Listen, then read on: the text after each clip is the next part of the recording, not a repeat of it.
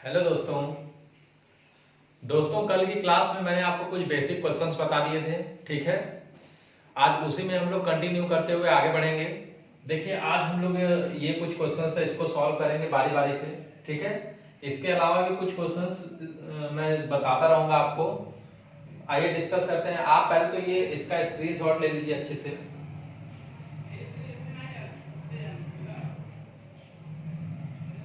चलिए आइए स्टार्ट करते हैं। देखिए, सबसे पहले तो पहले क्वेश्चन की बात करें, यानी 11 नंबर क्वेश्चन की बात करें। 11 नंबर क्वेश्चन की बात करें यदि, तो 11 नंबर का है, एक आदमी प्रत्येक माह अपनी वेतन का एक निश्चित हिस्सा बचाता है ताकि एक साल में वह एक कार खरीद सके, ठीक है। तो बताइए कि वह अपनी बचत में कितने प्रतिशत की वृद्धि करे कि वह उस कार को 9 महीने में ही खरीद ले, ठीक है। कोई व्यक्ति है, अब वो साल भर अपना सोचता है, एक साल सोचता है कि मैं एक कार खरीदूंगा, ठीक है। लेकिन उसके माइंड में आता है कि नहीं, मुझे 9 महीने में ही कार खरीदने हैं, ठीक है। तो कहा क्या जा रहा है कि उसे अपनी बचत को कितना बढ़ाना चाहिए। जाहिर सी बात है, कोई भी व्यक्ति होगा, अगर उसे कोई सामान जल्दी खरीदना है समय से, तो अपनी बचत को थोड़ा सा बढ़ाएगा, ठीक है। तो देखिए क्वेश्चन समझते हैं। कहा जा रहा है कि एक आदमी अपने प्रत्येक माह अपनी वेतन का एक निश्चित हिस्सा बचाता है ताकि एक साल में, एक साल का मतलब कितना, एक साल का मतलब 12 महीने में, ठीक है ना। 12 महीने में क्या कर सके, वह एक कार ले सके, ठीक है ना। और क्या कहा जा रहा है, वह उस कार को 9 महीने में खरीदना चाहता है, 9 महीने में खरीदना चाहता है। लीजिए, 9 महीने में खरीदना चाहता है, ठीक है। ठीक है, अब हम क्या करेंगे, इन दोनों का ले लेंगे एलसीएम, ठीक है ना। इन दोनों का क्या ले लेंगे, एलसीएम ले लेंगे। एलसीएम दोनों का क्या है, दोनों का एलसीएम अगर आप लीजिएगा तो क्या आएगा, 36। यानी कहने का मतलब ये 36 क्या है, इस कार की वैल्यू है, ठीक है ना। ये जो कार है इसकी वैल्यू कितनी है, 36 रुपए, ठीक है। कहने का मतलब ये है कि अगर वो 12 महीने, इस 36 रुपए के लिए अगर वो 12 महीने पैसा इकट्ठा करता तो कितने कितने रुपए पर महीने इकट्ठा करता, तो आप कहते हैं 3-3 रुपए। यहाँ से डिवाइड कीजिए, 12 3 36, सारे 3-3 रुपए इकट्ठा करता। लेकिन अब उसे तो जल्दी लेना है कार, है ना, कार को जल्दी लेना है। तो कार अगर जल्दी लेना है तो फिर इस 9 से डिवाइड कीजिए, तो कितना रुपए बचाना होगा उसे, 9 रुपए बचाना होगा। कितना बचाना होगा, 9 रुपए, ठीक है ना। अब कहा जा रहा है कि बचत में कितनी वृद्धि की जाए, तो ये दोनों तो बचत ही है। पहले 3 रुपए बचा था, अब कितना बचा रहा है, 1 रुपया बचा रहा है, ठीक है ना। तो आप बताइए कि यदि पहले 3 रुपए बचाना था, अब 4 रुपए बचा रहा है, तो कितना अधिक बचा रहा है, तो आप कहिएगा 1 रुपए अधिक बचा रहा है। 1 रुपए अधिक बचा रहा है। कितने रुपए में 1 रुपए अधिक बचा रहा है, तो 3 रुपए में। पहले 3 रुपए बचा था, अब 1 रुपए अधिक बचा रहा है, और इंटू 100, ठीक है ना। वैसे आपको इतना करने की जरूरत नहीं है, मैंने आपको पहले ही बताया था कि फ्रैक्शन से आपको याद होना चाहिए कि 1/3 का वैल्यू क्या होता है। तो बताइए 1/3 का वैल्यू क्या होता है, तो आप कहिएगा 33 सम 1/3%। 33 सही 1/3%। समझ गए आप लोग, इसे नोट कर लीजिए।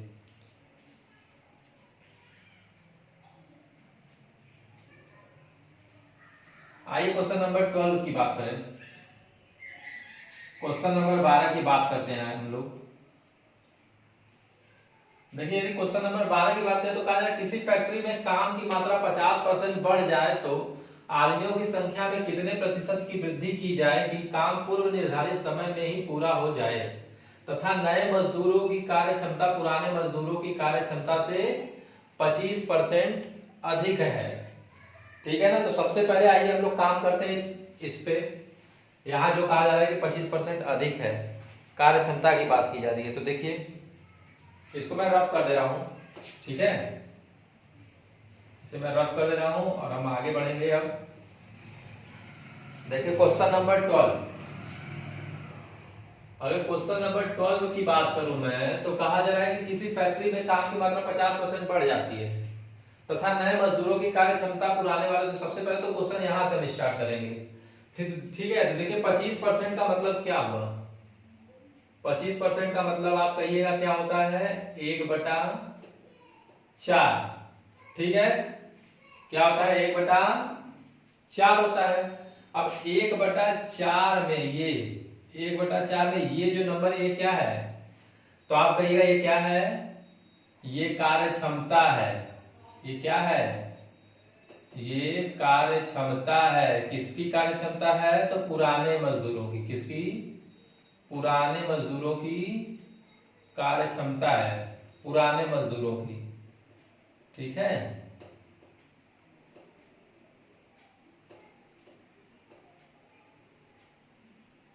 ठीक। तो अब देखिए क्या कहा क्या जा रहा है, कहा जा रहा है कि नए मजदूरों की कार्य क्षमता पुराने मजदूरों से 25% अधिक है।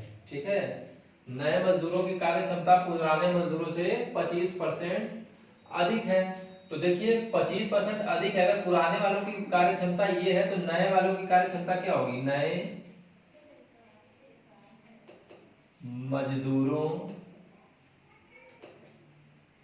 मजदूरों की कार्य क्षमता, मजदूरों की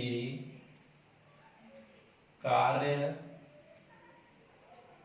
क्षमता, यदि मुझे नए मजदूरों की कार्य क्षमता बतानी हो तो कैसे बताएंगे। तो देखिए ये 4 तो पुराने वालों की थी और इससे 25% अधिक है। और मैंने पहले ही बताया था कि ये जो नंबर होता है इसका 25% अगर बोला जाए तो ये ऊपर वाला नंबर होगा। ठीक है ना, तो इससे एक अधिक हो जाएगी कि नहीं, इससे 25% अधिक का मतलब एक अधिक, तो एक अधिक का मतलब कितना हो गया, 5 हो गया। ठीक है, तो मजदूरों की कार्य क्षमता कितनी हो गई, नए वाले मजदूरों की 5। ठीक है, अब देखिए हम क्या करेंगे, अब हम मान लेते हैं कि जो मेरा मजदूर है, मजदूरों की जो संख्या वो कितनी है। तो माना मजदूरों की संख्या, मजदूरों की संख्या कितनी मान लेते हैं हम लोग, तो आप इसे मान लीजिए 100। ठीक है ना, इसे कितना मान लीजिए, 100 मान लीजिए। तो ये बताइए 100 मजदूरों की संख्या हो गई और पुराने वालों की कार्य क्षमता 4 है। तो 100 कार्य क्षमता से, यदि 100 कार्य क्षमता से मतलब 100 मजदूर 4 कार्य क्षमता से अगर कार्य करेंगे तो टोटल कार्य कितना हो जाएगा, टोटल वर्क कितना हो जाएगा, 400। ये क्या आ गया मेरा टोटल वर्क। ठीक है ना, आप कुल काम इसे कर सकते हैं। ठीक है, तो 100 मजदूर अगर 4 की कार्य क्षमता से काम करेंगे तो टोटल वर्क कितना हो गया, 400 हो गया। अब क्या कहा जा रहा है कि किसी फैक्ट्री में काम की मात्रा 50% बढ़ जाती है। अब इसे 50% अगर बढ़ाने की मैं बात करूं तो 50% 400 का क्या होगा, आप बताइए। 400 का 50% क्या होगा, आप सॉल्व करके देखिएगा क्या आएगा। आप इंटू कर लीजिए, 5 चौका 20, 2000 आया, 2000 में 100 से भाग दीजिए, क्या आएगा 200। ठीक है ना, मतलब 20,000 आएगा, 20,000 में 100 से भाग दीजिएगा, क्या आ जाएगा 200। यानी 50% अगर आपका निकालना हो इसमें तो ये कितना आ जाएगा 200। ठीक है ना, ये एक ही बात है दोनों। ठीक है, 50% बराबर 200। तो ये बताइए कार्य कितना हो गया, 600 हो गया। अब कहा जा रहा है कार्य पूर्व निर्धारित समय में ही पूरा हो जाए। तो कार्य पूर्व निर्धारित समय में पूरा करने के लिए देखिए ये 400 काम तो पुराने मजदूर पूर्व निर्धारित समय में कर ही रहे हैं, एक्स्ट्रा काम क्या हो गया, तो एक्स्ट्रा काम आप कहिएगा ये 200 है। तो इस 200 काम को करने के लिए, इस 200 काम को करने के लिए नए मजदूरों की कार्य क्षमता कितनी है, 5। इस 5 से इसको डिवाइड कीजिएगा, क्या आ जाएगा, तो आप कहिएगा ये आएगा कितना, 40%। ठीक है, तो समझ में आया आपको ये क्वेश्चन। कहा जा रहा है कि तो आदमियों की संख्या में कितने प्रतिशत की वृद्धि की जाए, तो कितने प्रतिशत की वृद्धि की जाएगी, 40% की वृद्धि की जाएगी। इसे उतार लीजिए आप लोग।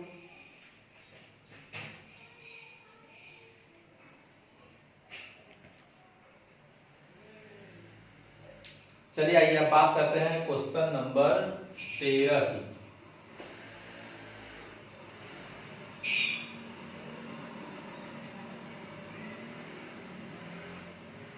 देखिए अब हम लोग बात यदि करें क्वेश्चन नंबर 13 की, क्वेश्चन नंबर 13 की अगर बात करें तो क्वेश्चन नंबर 13 में कहा जा रहा है कि एक मजदूर सप्ताह में 60 घंटे काम करता तथा 2400 रुपए पाता है। यदि उसका वेतन 16 सही 2/3% कम तथा प्रति घंटा आय 40% बढ़ा दिया जाए तो आय में प्रतिशत परिवर्तन, यानी कि 16 से 2/3% कम कर दिया जाए वेतन को, और उसका जो आय यदि उसका वेतन 16 - 2/3% और प्रति घंटा आय 40% बढ़ा दिया जाए। सॉरी क्वेश्चन लग रहा है गड़बड़ हो गया है, 1 मिनट में देख लेता हूँ क्वेश्चन।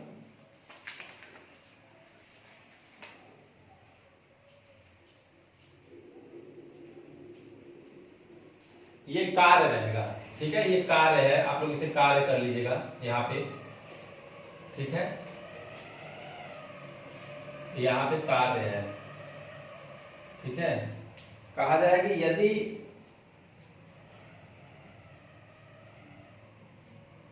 चलिए आइए इसको करते हैं हम लोग, ठीक है, यहाँ कार्य होगा, ठीक है। अच्छा एक चीज यहाँ से देख लीजिए आप लोग, एक मजदूर सप्ताह में 60 घंटे काम करता है तथा 2400 रुपए पाता है। यदि उसका कार्य 16 - 2/3% कम कर दिया जाए प्रति घंटा आय तथा प्रति घंटा आय 40% बढ़ा दिया जाए तो आय में प्रतिशत परिवर्तन बताइए। तो देखो यार, सबसे पहले तो ऐसा क्वेश्चन मैंने आपको पहले भी बता दिया है और यहाँ पे आप लोग कंफ्यूज हो होंगे इस वैल्यू से इस वैल्यू से।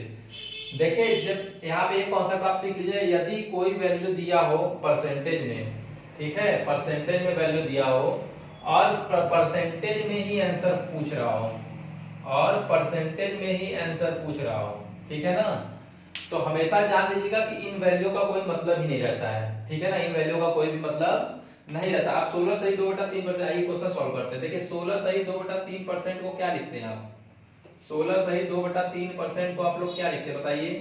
तो आप कहेंगे 1/6, हमेशा ध्यान रखना है।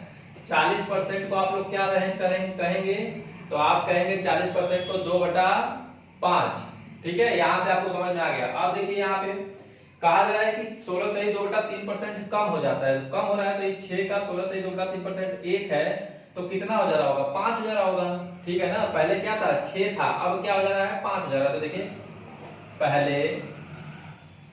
पहले क्या था 6 था, 6 कार्य था, ये कार्य है, ठीक है ना। लेकिन अब कार्य क्या हो जा रहा है, अब कार्य क्या हो जा रहा है, तो आप कहिएगा कि अब कार्य 5 हो जा रहा है, काम को कम कर दिया गया है, ठीक है ना। वही अगर बात करें 40% वेतन बढ़ जा रहा है, 40% क्या हो जा रहा है, वेतन बढ़ जा रहा है। तो यदि 40% वेतन बढ़ जा रहा है तो पहले वेतन कितना था 5 था, अब कितना हो जा रहा है 7 हो जा रहा है, ठीक है ना। ये दो ऐड कर दिए, समझ रहे ना, 5 का 40% यानी 2 ऐड कर देंगे 40% बढ़ने के कारण। देखिए 6 पंजे 30 और 7 बचे 35, समझ गए आप लोग, 6 पंजे 30 7 बचे 35। अब देखिए यहां से यहां देखिए दोनों में डिफरेंस देखिए कितने का है, 5 का है, ठीक है ना, दोनों में डिफरेंस कितना है 5 का है। पहले कितना था, पहले दोनों आय और वेतन इसका कितना था मिला के 30, अब कितना है 35, तो कितने की बढ़ोतरी हो गई 5 की बढ़ोतरी कितने में हुई है 30 में हुई है, तो 100 में कितने की बढ़ोतरी होगी। तो बस आप इसे कीजिएगा तो ये आ जाएगा 1/6 और आंसर क्या आ जाएगा मेरा 16 सही 2/3%, ठीक है ना। और क्या होगा ये इंक्रीज कर रहा है, ठीक है ना, ये वैल्यू देखिए इंक्रीज कर रही है, इसीलिए हम कहेंगे क्या इंक्रीज यानी बढ़ जाएगा, ठीक है ना। कहा जा रहा है यहाँ पे कि आय में प्रतिशत परिवर्तन, तो उसकी आय क्या हो गई 16 सही 2/3% बढ़ गई, ठीक है। नोट कर लीजिए इसे, ये क्वेश्चन नंबर 13 है, यहाँ पे कार्य कर लीजिएगा।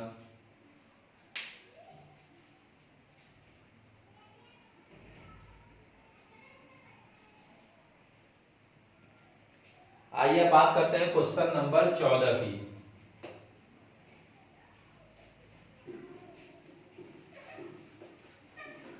देखिए दोस्तों, अगर मैं क्वेश्चन नंबर 14 की बात करूं तो इस तरह के बहुत से क्वेश्चन पूछे जाते हैं। मैं बार बार डेटा चेंज कर दूंगा इसका, ठीक है, आपको डेटा चेंज करके 2-3 क्वेश्चन और ऐसा बता दूंगा। जैसे यहीं पे और आप अपने से भी डाटा चेंज करके क्वेश्चन कर सकते हैं, इसका डाटा चेंज कीजिएगा क्वेश्चन कीजिएगा। जैसे कहा जा रहा है कि एक व्यक्ति किसी संख्या में 3/4 के स्थान पे 7/4 से गुणा कर देता है, ठीक है ना। 3/4 के स्थान पे 7 यहाँ पे 5 होना चाहिए, 3/5 के स्थान पे 7/4 से गुणा कर देता है, ठीक है ना। एक व्यक्ति किसी संख्या में 3/5 के स्थान पर 7/4 से गुणा कर देता है, तो परिणाम में परिवर्तन बताइए, प्रतिशत परिवर्तन बताइए। तो देखो ये है 3/5 और ये क्या है 7/4, ठीक है ना। देखिए ऐसे क्वेश्चन में क्या करते हैं, ये जो नीचे वैल्यू लिखी हुई है ना इसका एलसीएम ले लेते हैं डायरेक्टली। इसका एलसीएम क्या होगा तो आप कहिएगा 20 होगा, ठीक है। और इस 5 से इसको डिवाइड करेंगे तो ये आएगा 4 और इंटू 3, तो यहाँ पे कितना आ जाएगा 12 आ जाएगा, ठीक है। इस तरह का जितना भी क्वेश्चन आएगा इसी तरह करेंगे, 12 आ जाएगा। और यहीं पे अगर इसको करना चाहे देखिए 4 5 20 और 5 7 35। अब देखिए फिर क्वेश्चन पे कहा जाएगा एक व्यक्ति किसी संख्या में 3/5 के स्थान पे 7/4 से गुणा कर देता है। करना उसको किससे था गुणा 12 से, यानी कि एक्चुअल नंबर क्या है ये 12 है, ठीक है ना। लेकिन वो कर किससे दिया है 35 से कर दिया। किससे कर दिया है 35 से कर दिया है। तो ये बताइए करना तो 12 से था, एक्चुअली में तो उसे करना 12 से था, एक्चुअल में उसे करना किससे था 12 से, लेकिन बाय मिस्टेक किससे कर दिया उसने, बाय मिस्टेक किससे कर दिया, तो आप कहिएगा बाय मिस्टेक उसने कर दिया है किससे 35 से, ठीक है ना। तो दोनों में डिफरेंस देखिए कितने का है 23 का है, ठीक है। दोनों में डिफरेंस कितने का है 23 का है। तो ये बताइए अगर मैं करूं इसे 23/12 इंटू में 100, ठीक है ना। परसेंटेज वैल्यू तो बतानी है। अब बताइए ये बताइए पहले तो कि क्या वैल्यू मेरा कम आना चाहिए कि अधिक आना चाहिए, मतलब कहने का मतलब कि यहाँ पे प्रतिशत परिवर्तन पूछ रहा है तो आप क्या बताइएगा, बताइए। तो देखिए सबसे पहले तो 23/12 गुणे 100 अगर लिखा हुआ है तो बहुत लोग इसको सॉल्व करने की कोशिश करेंगे ऐसे 2300/12 और फिर सॉल्व करेंगे, है ना। तो मैं यहाँ से आपको सॉल्व करने का तरीका बता रहा हूँ, देखिए इसे ध्यान से, ठीक है। देखिए अच्छा एक बात बताइए, अगर मैं इसको लिखना चाहूँ तो क्या ऐसे लिख सकता हूँ 12 दूनी 24 प्लस 1 अगर मैं 12 कर दूंगा तो ये हो जाएगा 12 दूनी 24 से 25/100, ठीक है ना। लेकिन अगर मैं यहाँ पे माइनस कर दूं, मैं अगर यहाँ पे माइनस कर दूं तो देखिए हो जाएगा 12 दूनी 24 माइनस 1 यानी कि 23/12 आ गया, ठीक है ना। और ये 100 बाहर रहेगा ही, ठीक है। आप देखिए ये 200 हो जाएगा, ये हो जाएगा 200 इंटू कर दिया 100 का, तो ये हो जाएगा 200, ठीक है ना। और क्या परसेंट, और माइनस में ये क्या हो जाएगा तो ये हो जाएगा इंटू कीजिएगा तो देखिए 100 में भाग लीजिए 12 8 96 और यहां बचेगा 4 यानी 1/3%। समझ पाए आप लोग, क्या हो जाएगा 1/3%, ठीक है। अब देखिए यहां से माइनस करना भी सीखना है हमें। यहां से हम लोग ना परसेंटेज को जैसे इस तरह की वैल्यू अगर लिखी हो तो उसको माइनस कैसे करेंगे फ्रैक्शन को। तो देखिए फ्रैक्शन को माइनस कैसे करते हैं, पहले सबसे पहले तो इसे उतार लीजिएगा आप लोग, फिर मैं बताता हूं। चलिए आइए मैं ऊपर बता रहा हूं आपको, इसका स्क्रीनशॉट ले लीजिए जो नहीं उतार पा रहा है।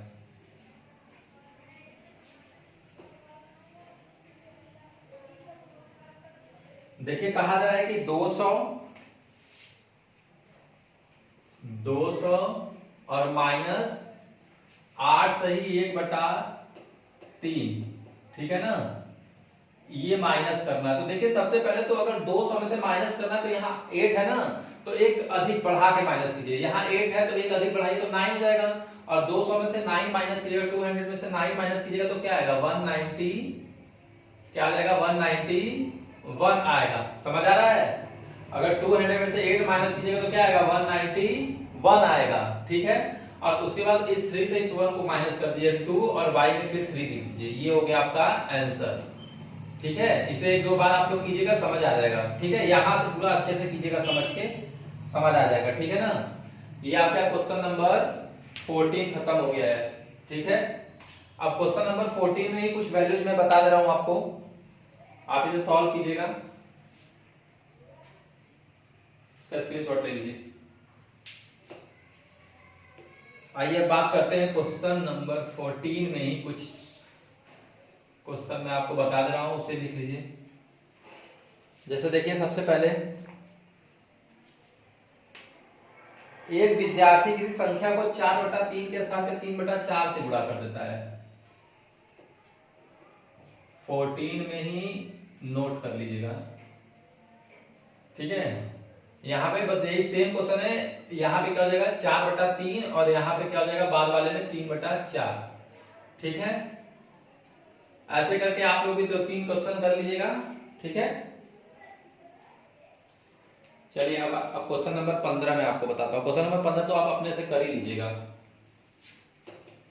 क्योंकि मैंने अभी 1-2 क्वेश्चन पहले ही आपको बताया है कि अगर परसेंटेज वैल्यू दिया हो और परसेंटेज में आंसर पूछ रहा हो तो डायरेक्टली करते हैं। ये बताइए 16/2/3 कहा जाए चीनी का दाम 16/2/3% बढ़ जाता है, जिससे परिवार की खपत 20% कम हो जाती है।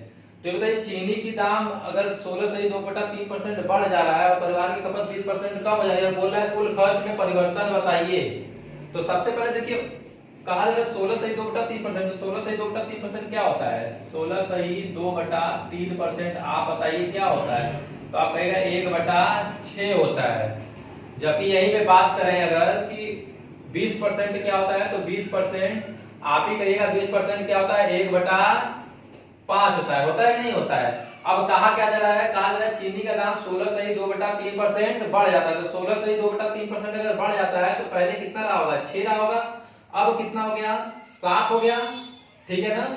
और फिर कहा क्या जा रहा है? 20% परिवार उसकी खपत कम कर देता है, यानी कि पहले 5 रुपए खर्च करते थे, अब कितना खर्च कर रहा है? 4 रुपए खर्च कर रहा है। समझ गए आप? ठीक है ना? समझ गए ना? ये डायरेक्टली ऐसे ही क्वेश्चन करते हैं। ये पहले की वैल्यू है और ये अब की वैल्यू है। ये पहले की वैल्यू है, ये अब की वैल्यू है। अब सॉल्व कीजिए। 6 पंजे 30 और 7 चौक 28। ठीक है ना? 6 पंजे 30 और 7 चौक 28। तो देखिए, अच्छा ये बताइए आप यहां से क्या अंदाजा लगा ले रहे हैं? सबसे पहले यहां से आपको एक चीज का अंदाजा होना चाहिए कि जो खर्च है वो क्या हो रहा है? कम हो रहा है, डिक्रीज हो रहा है ना।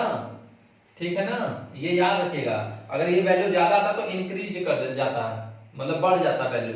लेकिन अब देखिए यहाँ 2 आ रहा है। ठीक है ना? और 2 जो है 2 का डिफरेंस कितने उस पे आ रहा है? तो 30 पे आ रहा है। ठीक है ना? तो 100 पे कितना?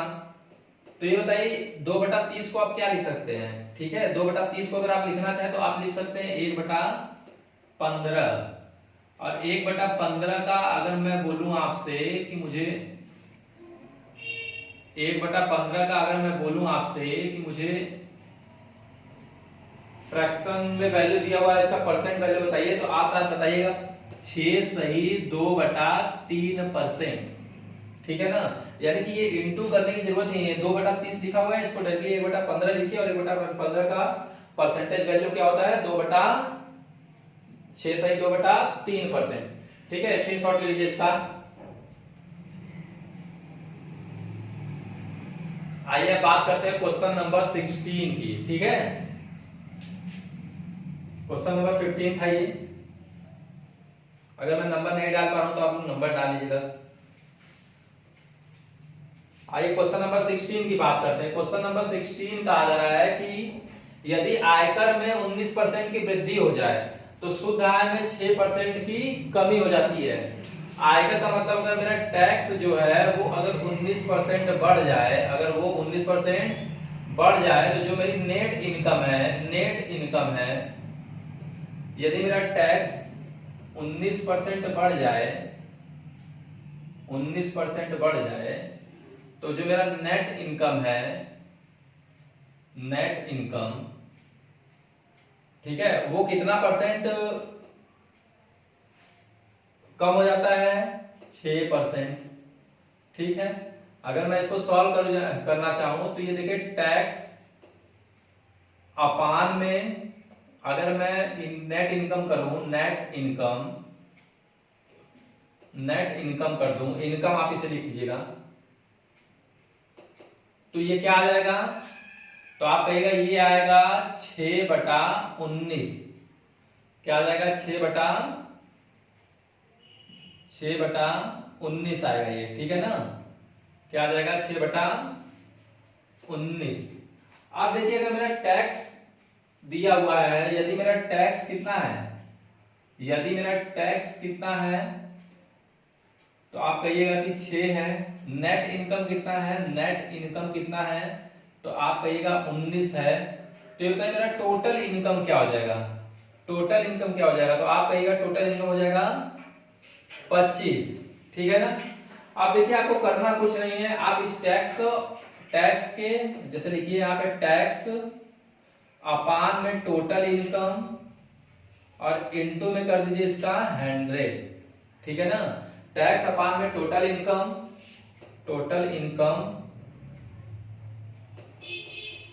और इनटू 100, तो टैक्स कितना है 6, टोटल इनकम कितना है 25 और इसमें 100 से इनटू कर दीजिए, ठीक है ना। तो जब आप ऐसे कीजिएगा तो देखिए 25 चौका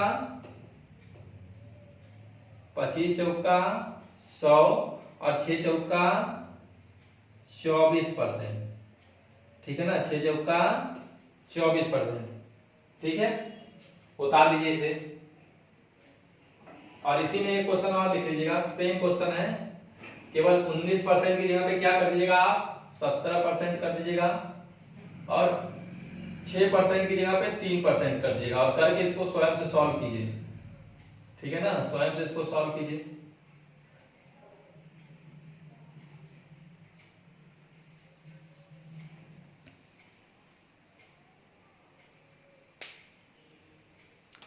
आइए चलिए आगे बढ़ते हैं क्वेश्चन नंबर 17।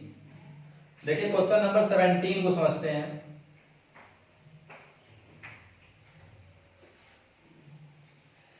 देखिए यदि बात करूं मैं अगर क्वेश्चन नंबर 17 की, तो क्वेश्चन नंबर 17 में कहा क्या जा रहा है, तो कहा जा रहा है, एक सेकंड मैं थोड़ा हिंट कर लूं।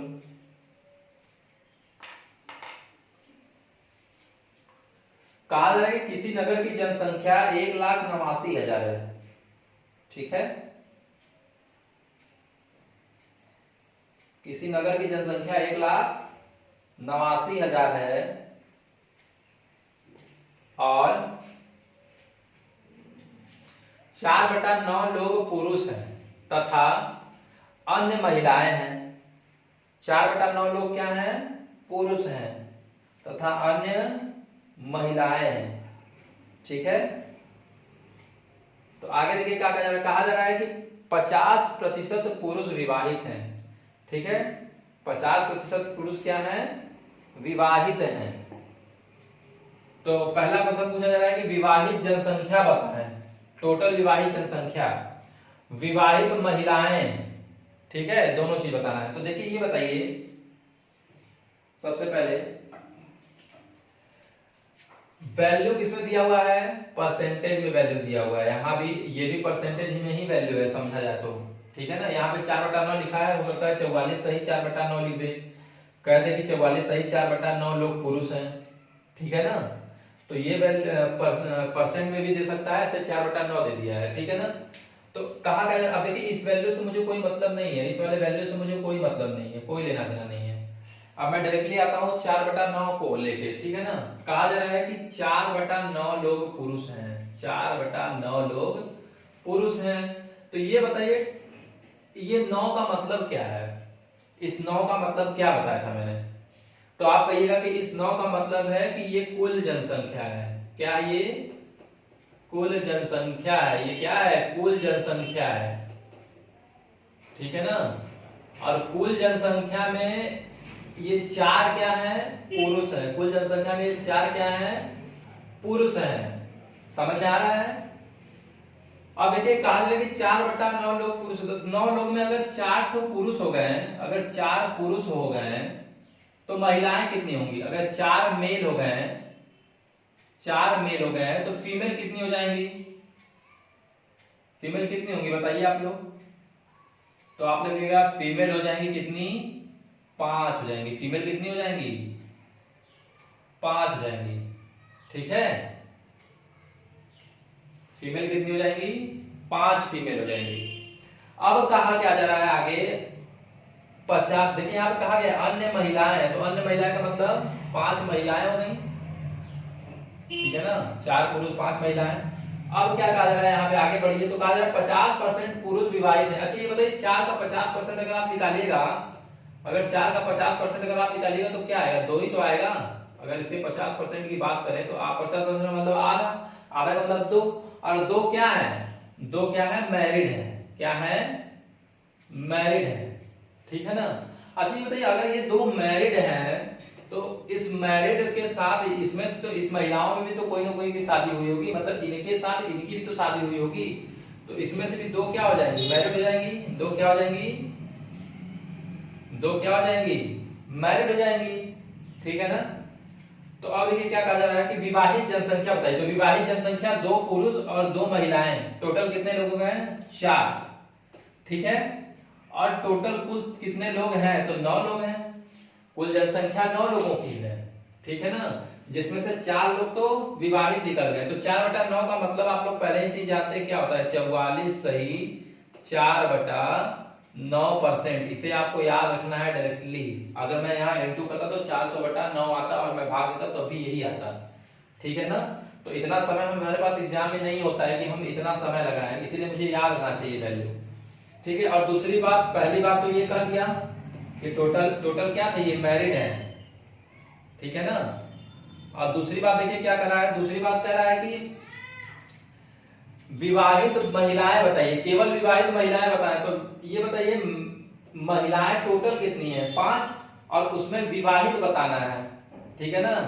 तो देखिए 2 महिलाएं विवाहित हैं और टोटल कितनी है, 5। तो 5 में से अगर 2 महिलाएं विवाहित है तो ये बताइए 2/5 किसका फ्रैक्शन है, तो आप कहिएगा 40% का, ठीक है। यानी ये मैरिड है, ये टोटल महिलाएं हैं, ठीक है ना। अब आप लोग समझ गए होंगे इसे, ठीक है। ये हो गया आपका पहला आंसर, ये हो गया आपका दूसरा आंसर, ठीक है। तो इसी तरह आसानी से हमें वैल्यू अगर याद रहेगा तो हमको इतना सोचना नहीं पड़ेगा, हम इसे क्वेश्चन को सॉल्व कर सकते हैं डायरेक्टली अपने मन में भी, ठीक है। इसका स्क्रीनशॉट ले लीजिए।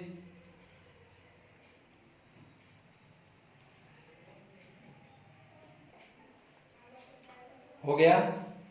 आइए क्वेश्चन नंबर 18 की बात करते हैं। 18 और 19 एक ही तरह है, फटाफट इसको कर लेते हैं, उसके बाद आज की क्लास यहीं पे एंड कर देंगे, ठीक है। देखिए क्वेश्चन नंबर 18 की बात की जाए तो कहा जा रहा है कि जब एक आदमी की आय 6000 बढ़ जाती है तो आयकर की दर 18% से घटकर 15% हो जाती है। आप ही हो 20,000 रुपए कमा रहे हो, ठीक है। अब आप टैक्स भी भर रहे हो, हर चीज कर रहे हो, लेकिन आपको 6000 रुपए अधिक मिलने लगे तो आपकी जो ये है आयकर है, ये वो क्या हो जाएगी, कम हो जाएगी ऑटोमेटिक। तो यही क्वेश्चन कहा जा रहा है कि घटकर 15% रह जाता है, जबकि दोनों ही परिस्थितियों में 25% आयकर मुक्त है तथा समान आयकर चुकाता है। उसकी आरंभिक आय ज्ञात करें। आरंभिक ये आय बतानी है, तो सबसे पहले उसकी आरंभिक आय क्या मान लीजिए, x मान लीजिए, ठीक है ना। उसकी आरंभिक आय क्या मान लीजिए, x मान लीजिए। और इस x में वो कितना पैसा दे रहा था, मतलब वो कितना परसेंट टैक्स दे रहा है, तो आप कहिएगा कि पहले तो 25% उसको छूट है। तो सबसे पहले अगर 25% की छूट है तो कितना टैक्स दे रहा है, 75%, ठीक है ना। दोनों परिस्थितियों में कहा जा रहा है 75% टैक्स दे रहा है, और कितना है, इस पे आयकर कितना था, 18%, ठीक है ना। समझ गए होंगे इतना। अब देखिए मैं इसको नीचे कर दे रहा हूं, इधर जगह नहीं है, इसके आगे ही है ये इक्वल। अब कहा जा रहा है कि यदि उसकी आयकर 6000 रुपए बढ़ जाए, यानी कि x रुपए से 6000 रुपए और बढ़ जाए, कितना बढ़ जाए, 6000 रुपए और बढ़ जाए, तो ये 75% तो मेरा आयकर में छूट दोनों परिस्थिति में था, तो इधर भी छूट होगा, इधर भी छूट होगा, ठीक है। और इंटू इसी के आगे इंटू क्या हो जाएगा, 15/100, ठीक है। देखिए ये वाला वैल्यू तो अपने आप ही कट जाएगा, ठीक है।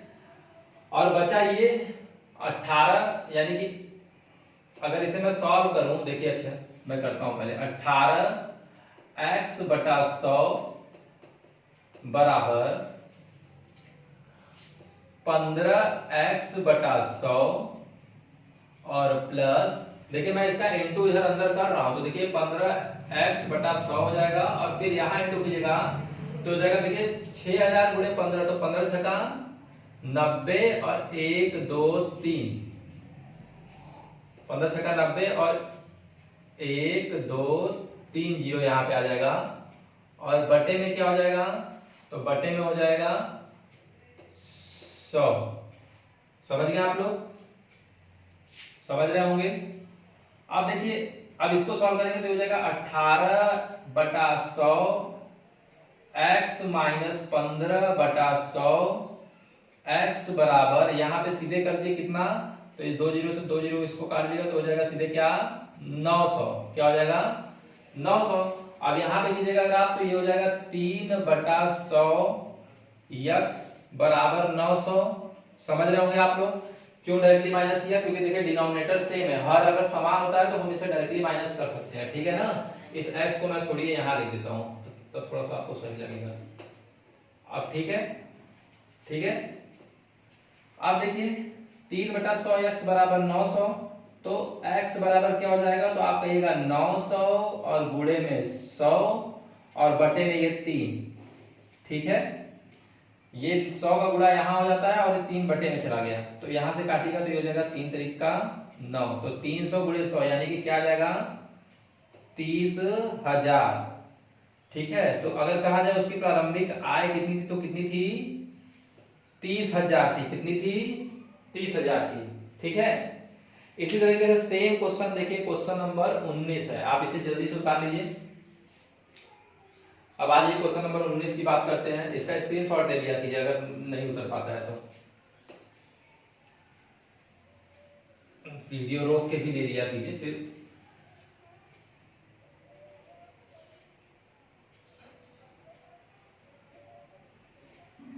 अब हम लोग बात करते हैं क्वेश्चन नंबर 18 की। क्वेश्चन नंबर 18 हो गया, question number 19 last question, question number 19। कहा क्या जा रहा है कि एक आदमी की आय 28,800 रुपए है, जब उसकी आय बढ़ जाती है तो आयकर की दर 12% से घटकर 10% हो जाता है, जबकि दोनों ही परिस्थितियों में 30% आयकर मुक्त है। देखिए ये जो दोनों परिस्थितियों बोला जा रहा है इसको हम लिखेंगे ही नहीं, क्योंकि हम जान रहे हैं कि जब मैं इसे लिखूंगा तो ये डायरेक्टली कट जाएगा, दोनों तरफ होगा दोनों तरफ से कट जाएगा। अगर यहाँ पे दोनों तरफ बराबर नहीं होगा तो इसे हम लिखेंगे, ठीक है ना। तो 30% आयकर मुक्त है तथा समान आयकर चुकाता है, तो उसकी आरंभिक आय में हुई वृद्धि बताइए। जैसे देखिए उसकी आय कितनी है 28,800 रुपए, कितनी है 28,800 रुपए उसकी आरंभिक आय है, और आरंभिक आय में पहले तो बात बताइए ये 30% आयकर मुक्त है, तो इधर 70/100 कर देंगे, उधर भी 70/100, तो दोनों तो आपस में कट जाएगा, इसीलिए मैं नहीं लिख रहा हूं।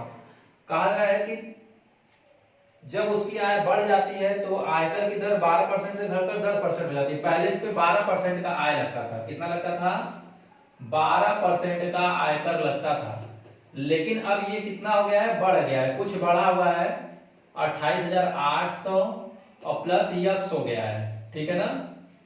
28,800 प्लस यक्स हो गया है, कुछ बढ़ गया है। और कहा जा रहा है कि ये जो दर है 12% से घटकर कितना हो गया है, तो कहा जा रहा है कि ये 12% से घटकर 10%, यहाँ पे मैं इंटू कर दे रहा हूँ, इसके आगे है यहाँ पे, तो 12% से घटकर कितना हो गया है 10% हो गया है, ठीक है ना।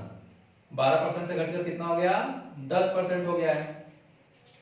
अब कहा क्या जा रहा है, कहा जा रहा है कि उसकी आरंभिक आय में वृद्धि, यानी इस x की वैल्यू बतानी। तो अब इसको सॉल्व कीजिए आप लोग। तो अगर नॉर्मली अगर इसको सॉल्व करने की कोशिश कीजिएगा तो देखिए इधर से देखिए इसको ऐसे काट दीजिए, 12/96 को 6, 12/96 और ऐड कीजिएगा तो आ जाएगा 5, क्योंकि 96 और 9 होता है 105, तो आ जाएगा 5, और 12 दूनी 24 और 10 कितना हो जाएगा 24 10 34, ठीक है। आप कर लीजिएगा, इंटू करके देखिएगा कितना आ गया 3,456। और अगर मैं इसे सॉल्व करने की कोशिश करूं तो ये देखिए 1/10 हो जाएगा, ये क्या होगा 1/10, क्योंकि 10 दाह में 100, और 1/10 के अगर इंटू पहले अगर अंदर हम लोग करें, 1/10 का इंटू अगर अंदर करें तो ये आ जाएगा 2880, ठीक है 2880 इंटू करके देख लीजिएगा, और प्लस 1/10 यक्स आएगा, क्या आएगा प्लस 1/10 यक्स आएगा। अब देखिए इस 10 का इंटू यहां कर देते हैं हम लोग पहले, क्योंकि हम इसको इधर लेके आएंगे, तो इसको लिखेंगे क्या 28,800 प्लस यक्स, और फिर इधर 10, देखिए इसलिए ऐसा कर रहे हैं क्योंकि आपको पहले भी मैंने बताया है कि जब इस तरह से नंबर लिखा हो 2 + 1/2 तो इसको डायरेक्टली हम लिख सकते हैं 2 × 2 = 4 15/2 लिख सकते हैं ना, ऐसा कर सकते हैं ना। तो यहाँ पे मैं वही कर रहा हूँ, 10 का इनटू यहाँ कर दे रहा हूँ डायरेक्टली और प्लस में डायरेक्टली x लिख दे रहा हूँ और यहाँ पे देखिए 10 नीचे कर दूंगा मैं, ठीक है 10। और ये इक्वल टू क्या आ जाएगा 3 4 5 6। अब इस 10 का इधर कीजिए इनटू, तो ये आ जाएगा 3 4 5 6 और यहाँ 0 इक्वल्स टू 2 8 8 0 0 और प्लस में ये x, ठीक है। देखिए यहाँ प्लस है तो ये वैल्यू पूरा इधर आके माइनस होगा, तो अगर आप यहाँ से माइनस कीजिए 3 4 5 6 0 -2 8 8 0 0, अगर आप इसे माइनस करना चाहें और यहाँ पे मैं लिख दे रहा हूँ x, ठीक है। यहाँ पे क्या हो जाएगा x हो जाएगा। तो देखिए अब इसको माइनस करना चाहें तो 0 से 0 जाएगा 0, ठीक है। अब बताइए यहाँ पे क्या है 16 है तो ये 6 हो जाएगा, ठीक है। यहाँ पे देखिए 15 है और 15 में से 8 जाएगा तो ये क्या हो जाएगा 7 हो जाएगा, ठीक है। देख लीजिए इससे ये माइनस कर दिए, इससे ये माइनस कर दिए, इससे ये माइनस कर दिए। अब यहाँ पे क्या बचेगा आप बताइए, तो यहाँ बोलिएगा आप क्या बचेगा 3 बचेगा और 3 और इसमें से माइनस करेंगे यानी कि ये 13 हो जाएगा, 13 में से 8 माइनस करेंगे तो क्या आएगा 5, ठीक है। और ये देखिए 2 से 2 ये वाला कट जाएगा, तो क्या आ गया 5760 रुपए, यानी कि उसकी अगर बढ़ी हुई कीमत बोली जाए तो क्या आएगी 5760 रुपया, मतलब उसकी आय कितनी बढ़ गई है 5760 रुपया। और इसी 5760 रुपए के कारण उसे 2% कम देना पड़ रहा है। समझ गए होंगे आप लोग अच्छे से, ठीक है दोस्तों। इसके आगे और भी क्वेश्चंस मैं आपको लेके आऊंगा, पहले आप इस जितने भी क्वेश्चंस है इसको कई बार आप प्रैक्टिस कीजिएगा, ये बहुत इंपॉर्टेंट है आपके लिए, ठीक है। आज की क्लास यहीं पे खत्म करते हैं, थैंक यू।